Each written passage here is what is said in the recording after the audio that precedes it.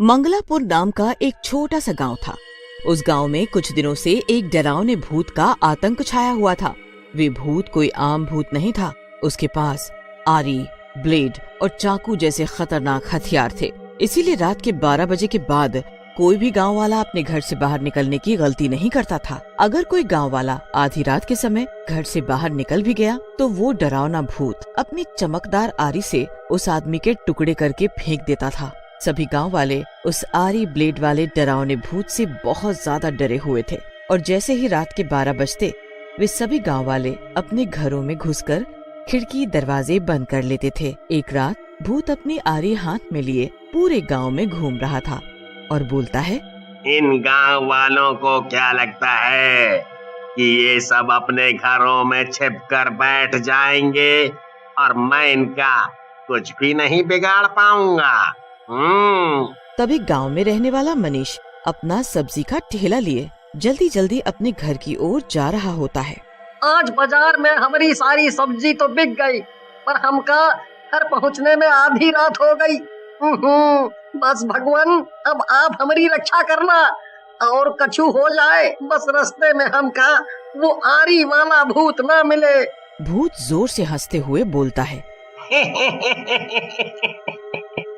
बहुत दिनों से मेरी आरी खून की प्यासी थी। आरी से तेरे टुकड़े करने में मुझे बहुत मजा आएगा।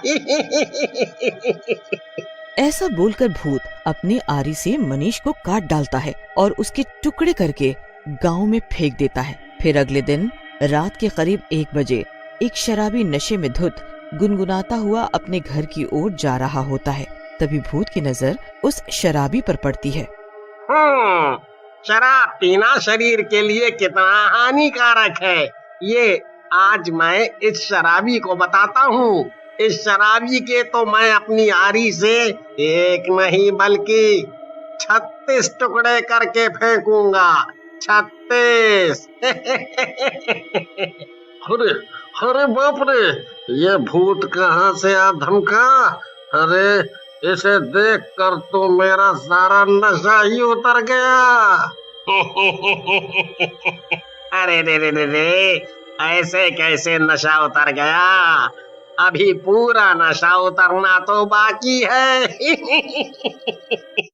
फिर भूत उस शराबी को अपनी आरी से काटकर वहाँ से चला जाता है और मुखिया जी के घर के सामने खड़ा होकर जोर जोर से चिल्लाने लगता है। मुखिया जी अपने घर की खिड़की से भूत को देखकर बहुत डर जाते हैं। कुछ देर में भूत वहाँ से गायब हो जाता है। अगले ही दिन सभी गांव वाले इकट्ठा होकर बातें करने लगते हैं। न जाने ये आरी ब्लेड वाला भूत हमारे गांव में कहां से आ गया है। आए दिन गांव में कभी किसी का हाथ कटा मिलता है तो किसी के शरीर के 2 टुकड़े मिलते हैं।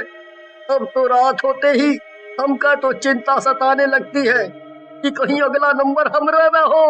अरे क्या बात करते हो कमलेश भैया, और ऐसे डरने से काम नहीं चलने वाला।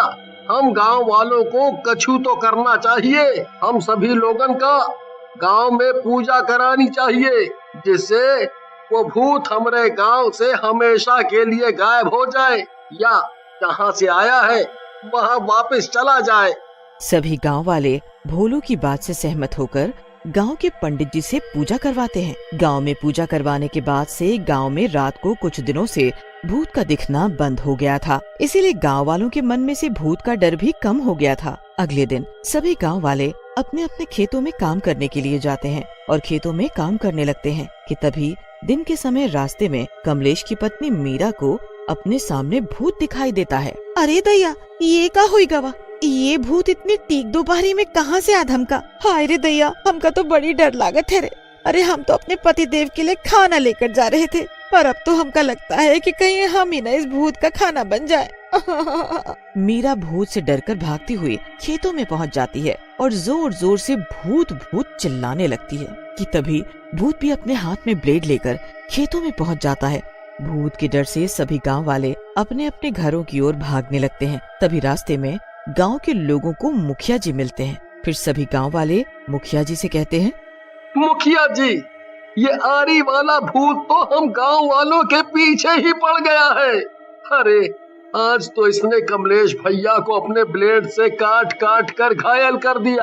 तभी गांव में एक महात्मा आते हैं, जिन्हें देखकर मुखिया जी उन महात्मा से कहते हैं, गुरुजी, हमारी मदद कीजिए, नहीं तो ये भूत हम सभी गांव वालों को अपनी आरी ब्लेड से काट कर मार डालेगा। गांव में पूजा पाठ कराने के बाद भी ये भूत एक एक कर गांव के लोगों को मार रहा है। वो भूत बहुत ही ताकतवर है और उसके पास खतरनाक हथियार भी है। यदि हमें इस भूत की कोई वजह पता चल जाए तो उसे काबू में करना आसान हो जाएगा। उसके भूत बनने के पीछे और गांव के लोगों को इस तरह बेरहमी से मारने के पीछे उस भूत की कोई ना कोई वजह तो जरूर होगी। गुरुजी, आप सही कह रहे हैं, क्योंकि कई बार मैंने उस भूत को मेरे घर के बाहर चिल्लाते हुए देखा है, जैसे वो मुझसे कुछ कहना चाहता हो। अरे बेटा, तुम्हें इतना पसीना क्यों आ रहा है? कहीं तुम्हें तो उस भूत के बारे में नहीं, हमें कछु नहीं मालूम। हमें उस भूत के बारे में कछु नहीं पता। बेटा, अगर तुम्हें कुछ भी पता है तो बता दो, नहीं तो वो भूत सभी गांव वालों को मार डालेगा। भोलू कुछ बता पाता उससे पहले ही भूत वहाँ आकर भोलू का गला पकड़ लेता है और जोर जोर से हंसते हुए बोलता है, ये क्या तुम गांव वालों को सच बताएगा? जो खुद झूठा, धोखेबाज और खूनी हो, वो क्या सच बोलेगा? और अब ये मेरे हाथ लग ही गया है तो मैं इसे इस तरह से काटूंगा जैसे इसने मुझे आरी ब्लेड से काट कर मार डाला, और मेरे शरीर के टुकड़े जमीन में गाड़ दिए। अरे भूत जी, हमका नहीं मारो। अरे सारी गलती हमारी नहीं है जो आप हमका मारने पर तुले हो। है भूत, आखिर ऐसा क्या किया है इसने जो तुम इसे मार डालना चाहते हो? मुखिया जी, पहचानो हमें, हम ललित हैं, जैसे आप अपने बेटे की तरह प्यार करते थे, पर इस भोलू की वजह से सभी गांव वालों ने हमें चोर समझ लिया, जिसकी वजह से सभी गांव वालों ने मेरी बहन और माँ को चोर की बहन, चोर की माँ कहना शुरू कर दिया। अब जो कुछ भी बताएगा यही सभी को सच सच बताएगा, नहीं तो मैं अभी के अभी इसके 2 टुकड़े कर दूंगा। मैं बताता हूँ, सब सच बताता हूँ। कुछ साल पहले मैंने मंदिर से चढ़ावे के पैसे चुरा कर उन पैसे से शहर में जाकर दारू की बोतल ले आया और ललित को किसी बहाने से मोहन की लकड़ी काटने की दुकान में बुलाकर उसे जबरदस्ती दारू पिला दी, और फिर मैं रोज मंदिर से इसी तरह पैसे चोरी करता और इन पैसों से दारू लेकर आता और ललित को रोज दारू पिलाता ताकि उसे दारू पीने की आदत पड़ जाए, और फिर मैं किसी तरह उसे लीला की शादी मुझसे कराने के लिए मना लूं। पर एक रोज जब मैंने मोहन की लकड़ी काटने की दुकान पर ललित को बुलाया और उसे दारू पिलाकर उससे उसकी बहन लीला की बात छेड़ी तो वो गुस्से से बौखला उठा। बस फिर क्या था, मुझे जो गुस्सा आया मैंने तुरंत आरी से ललित के टुकड़े कर दिए। मुझे मारने के भी भी इसका पेट नहीं भरा, इसलिए मंदिर से भगवान की मूर्ति चोरी कर उसका नाम मुझ पर लगा दिया और सभी गांव वालों को ये बोल दिया कि मैं मूर्ति चुरा कर शहर भाग गया हूँ। भूत अपनी आरी हाथ में लेकर बोलता है, तो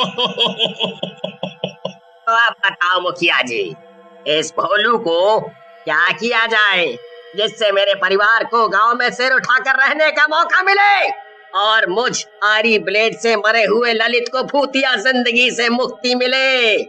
इस भोलू और मोहन को भी वैसे ही मारा जाए जैसे इसने तुम्हें मारा था, और गांव में रहने वाले सभी लोगों को तुमसे हाथ जोड़कर माफी मांगनी होगी, जिससे तुम्हारे ऊपर लगे चोर के कलंक से तुम्हें मुक्ति मिले। फिर सभी गांव वाले भूत से हाथ जोड़कर माफी मांगते हैं। फिर भूत अपनी आरी से भोलू और मोहन के टुकड़े करके उन्हें मार डालता है। उन दोनों के मरते ही भूत की आत्मा को शांति मिल जाती है और वे वहाँ से गायब हो जाता है। भूत के गायब होते ही सभी गांव वालों को चैन की राहत मिल जाती है।